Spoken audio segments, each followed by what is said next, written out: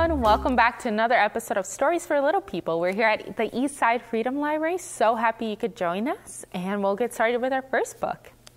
It's called NIGHTLIGHT. All right. Here we go. Aurora May and Borealis Burl were two very adventurous little bears. They scurried through the forest chasing one another.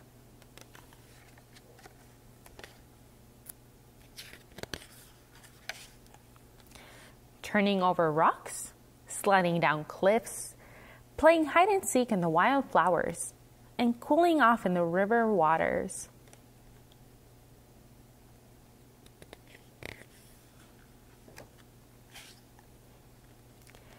Around every tree trunk was a new surprise. Aurora May discovered that honey isn't always easy to get. She's being chased by the bees. Borealis Burl discovered that the tree limbs aren't always the best places to nap. He fell off of a tree. As day gave way to nightfall, the two little bears found a safe place to sleep under the vast night sky. With heavy eyes, they listened to the calming of the evening. Nearby, a moose munched in a swamp. From a tree, an owl hunted, and frogs croaked in a pond.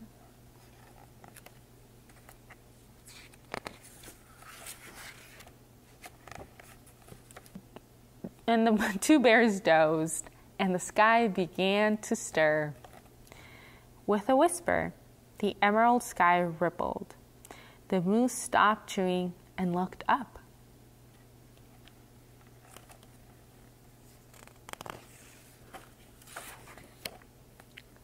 Gentle waves of green and blue rolled across the sky.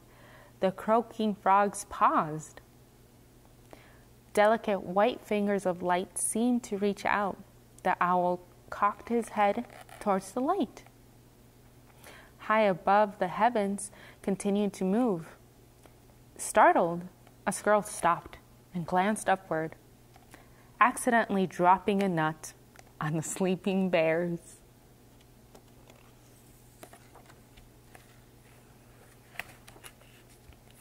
They awoke. Huddling close, the bears peered into the sky. They could feel the magic of the night. Wings seemed to appear and glide across the sky. Aurora May and Borealis Burl were not afraid. The bears gazed in wonder.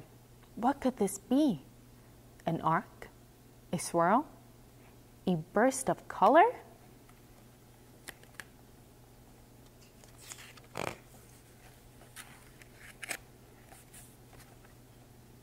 The sky was ablaze with a yellow glow. Burning candles seemed to fill the night sky, and the bears' eyes widened. Rapidly changing, dazzling, red and orange swirling like a giant brush fire in the sky. Excitement grew. Thousands of fireflies began flickering among the trees. The animals waited breathlessly. An explosion.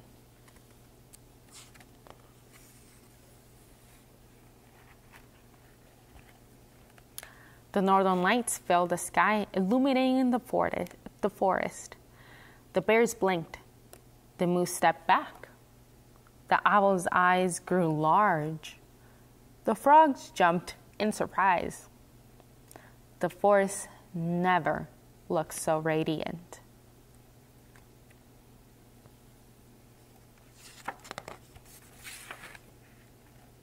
Then into the magical night, the bears promenaded through the forest with fireflies as their guide. They did not stumble or fall into holes. Their path was clearly lit, and they were excited because they had discovered the great light.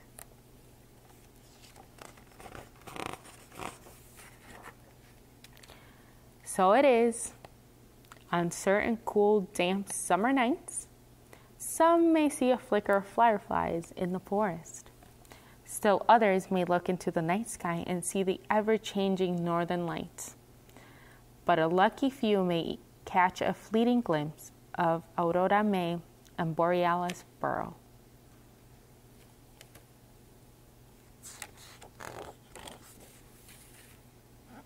And that is the book Nightlight. All right, next book is Click, Clack, Moo, Cows That Type. I really like this book. Here we go. Farmer Brown had a problem. His cows like to type. All day long he hears, click, clack, moo. Click, clack, moo. Clickety, clack, moo. At first he couldn't believe his ears. Cows that type? Impossible. Click, clack, moo. Click, clack, moo. Clickety, clack, moo. Then he couldn't believe his eyes. Dear Farmer Brown, the barn is very cold at night. We'd like some electric blankets. Sincerely, the cows.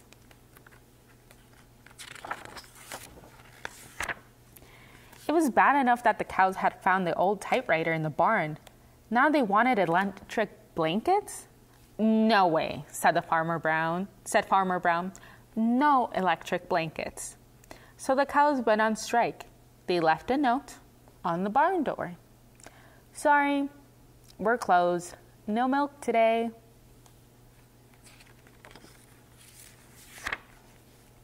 No milk today, cried Farmer Brown. In the background, he heard the cows busy at work. Click, clack, moo. Click, clack, moo. Clickety, clack, moo. And the next day, he got another note. Dear Farmer Brown, the hens are cold too. They'd like electric blankets. Sincerely, the cows.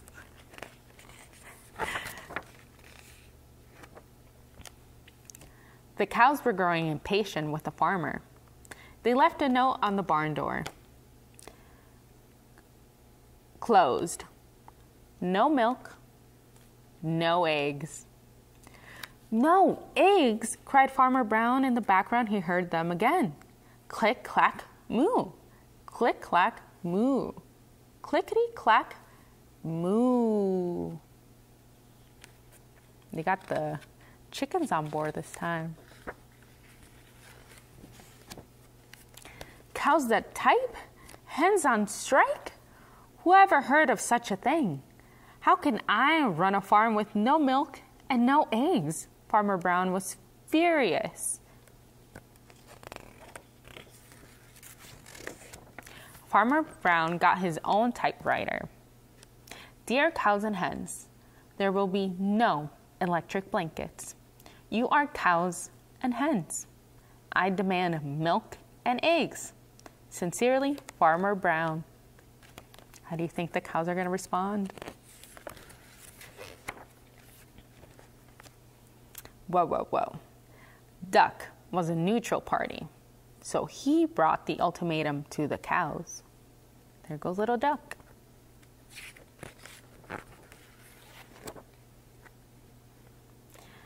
The cows held an emergency meeting. All the animals gathered around the barn to snoop, but none of them could understand moo. All night long, Farmer Brown waited for an answer.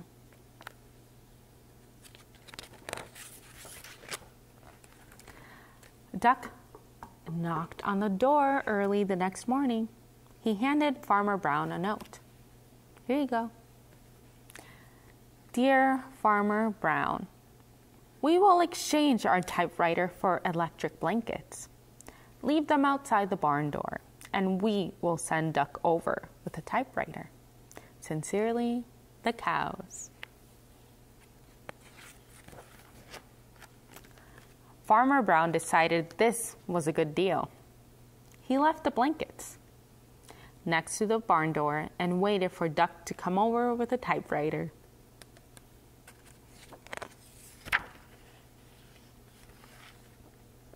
The next morning, he got a note.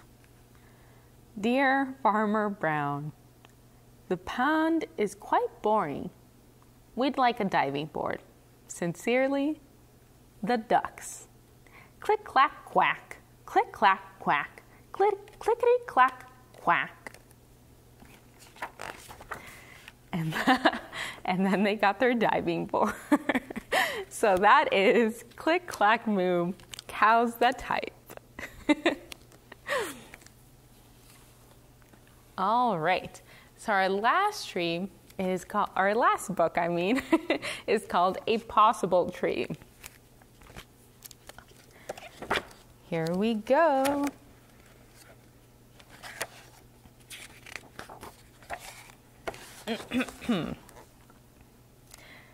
Along the dark wood path, Joe Bracken's old coonhound howled and yelped and zigged past Joe, leaped over the brook and zigged to the same fir tree, the same one as always. Joe watched with his gun ready.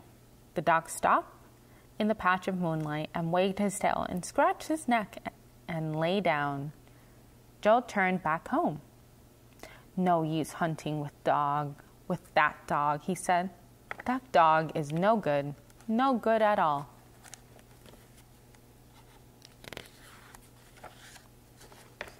From a top branch, the coon watched Joe disappear into the night and looked at the sleeping dog below. The fir tree tightened the circle of its bough around him and made a soothing shh, shh, shh sound.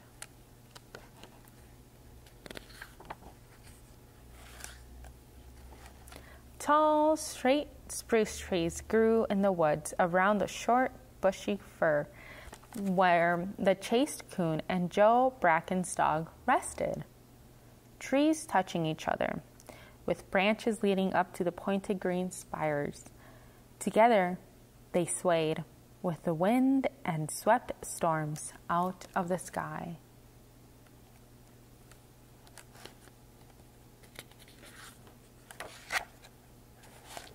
Joe Bracken's wife hung the wet wash outside on Monday mornings.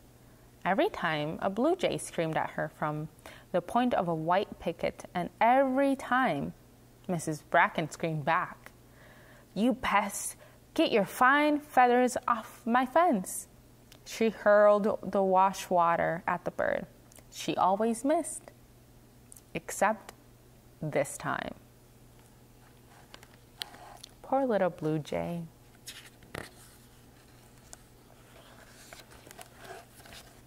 So off went the blue jay, dripping wet. He didn't fly far into the woods, only as far as the crooked tree where he lit and shook himself, and preened his feathers and rested in the curve of a branch. This is a safe place, thought the jay. Nothing to dodge here. He found refuge in the tree.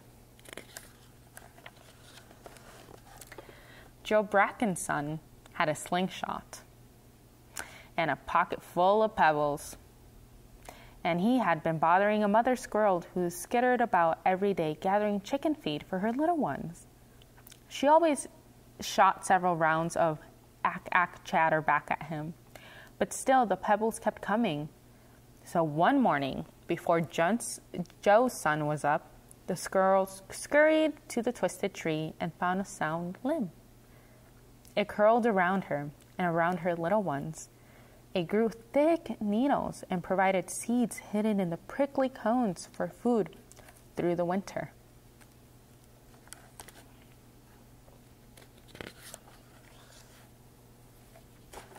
Winter was coming. The tall trees stiffened and crackled as the days grew cold.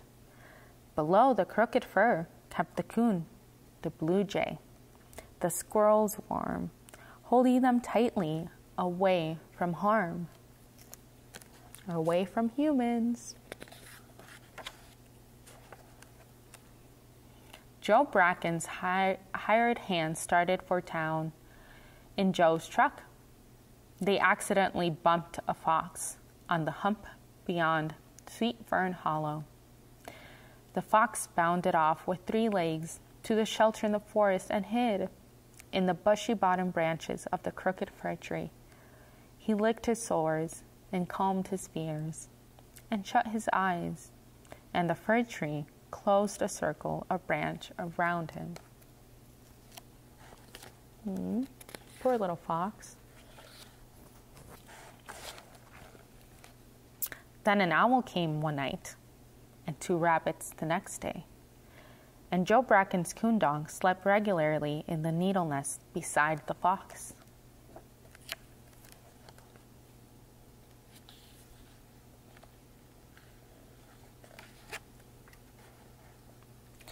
Men from the Updike lumber mill came to buy some trees from Joe Bracken's place.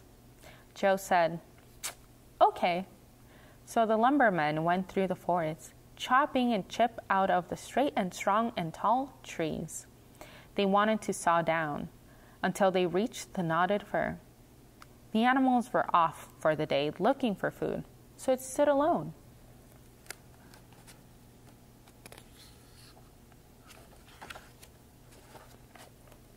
Two burly woodsmen strolled up, stopped, and leaned on their axes. "Here's a tree we don't want," said the burliest one. The other man laughed. "Ha ha ha. Never saw the likes before," he said. "It looks like Christmas wreaths all over. We should bring our wives and kids to see this," they said. They hurried to the old wood road and ran home with the news.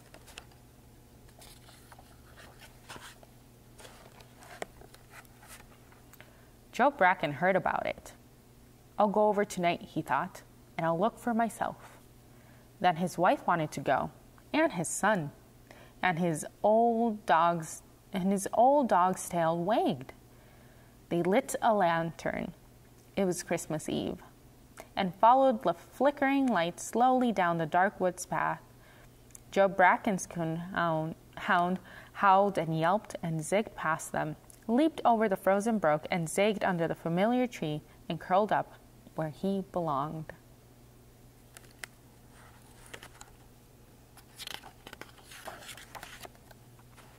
Joe's lantern shone up and down the full length of the tree. "Look at that," said Joe softly. The birds and the animals were back in their own wreaths. Their eyes reflected the lantern light. There were the blue jay, the coon, the squirrel family, the owl, 2 rabbits, a fox, and Joe's hound, all framed in fur. A few flakes of snow floated down past the straight trees and sputtered on the lantern's glass globe. Look at all the animals. They're all friends. They're so cute.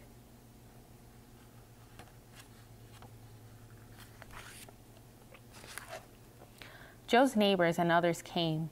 The snow stopped, and the moon rose above them.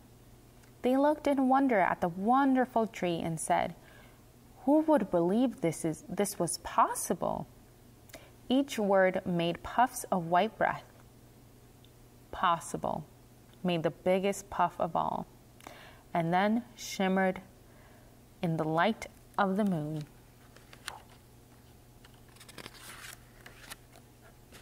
Everyone laughed and called, "Merry Christmas!" and "Good night!"